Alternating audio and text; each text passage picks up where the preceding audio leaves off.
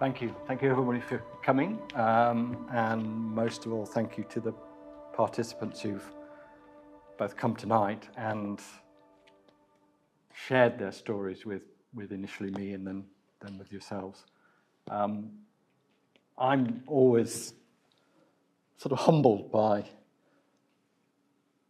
the stories I hear and then the resilience and the strength that people have to move on from those.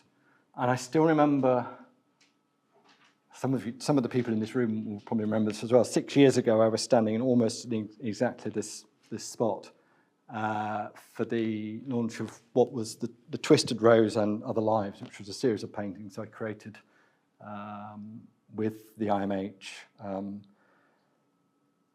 on that night, one of Stephen Regal's patients, and it had been a really hard journey with her from the initial meeting to the painting, to the degree to which I actually met with her and her husband and Stephen at the Mandala Centre, and it was about an hour before she felt ready to actually look at the painting.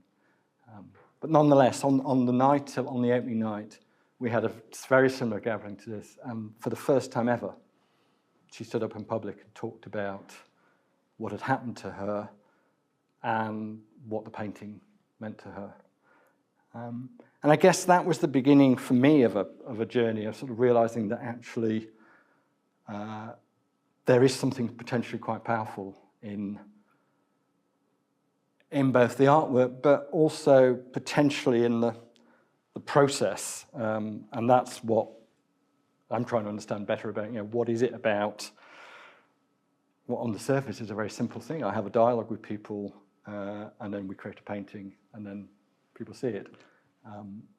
It sounds very simple, but the reality is often more complicated than that.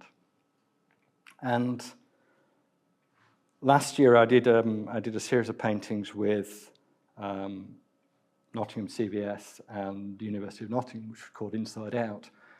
And one of those paintings was of a lotus flower sort of emerging out of mud and chaos. And I always asked the participant at the end of it, what were your reactions? What did you feel? And she said back to me, I felt really seen.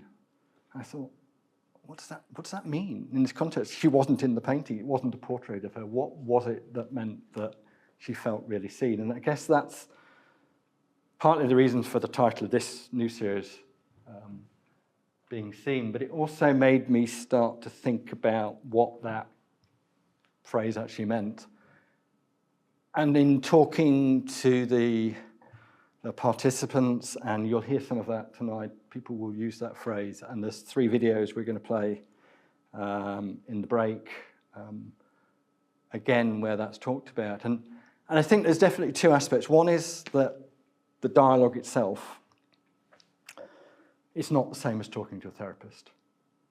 And there's good reasons why that is, partly because I'm not a therapist, but partly because my end goal isn't to solve anything. It's just to understand, and more than anything else, to understand the emotions and the feelings.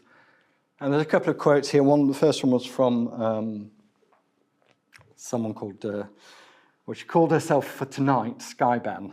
But she said what was important to her was that in the process of that dialogue, there was no judgment, just curiosity and total acceptance of her story. And that was mirrored in something that one of the participants in the series of works I did in 2020 during lockdown said.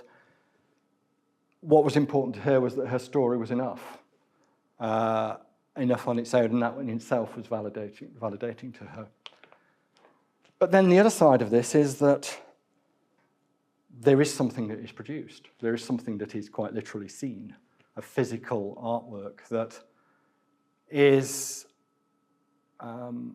my interpretation, but it's a shared interpretation. I don't just go off and produce it. There's generally a backwards and forwards and a co-collaboration to it.